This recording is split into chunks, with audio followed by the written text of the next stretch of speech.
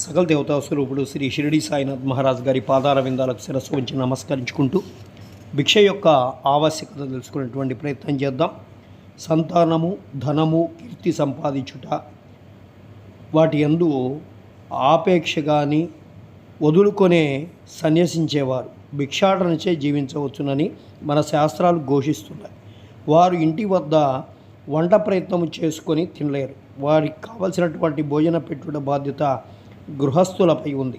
సాయిబాబా గృహస్థుడు కారు, వానప్రస్థుడు కూడా కారు. వారు అస్ఖలిత బ్రహ్మచారులు. బాల్యము నుండి బ్రహ్మచర్యమునే అవలంబిస్తూ ఉండేవారు. ఈ సకల జగత్తంతా వారి గృహమే. ఈ జగత్తునకు వారు కారణభూతులు. వారిపై జగత్తు ఆధారపడి ఉన్నది.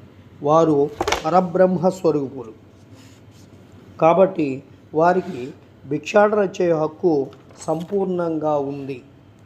కాబట్టి సాయినాథుడు ప్రతిరోజు భిక్ష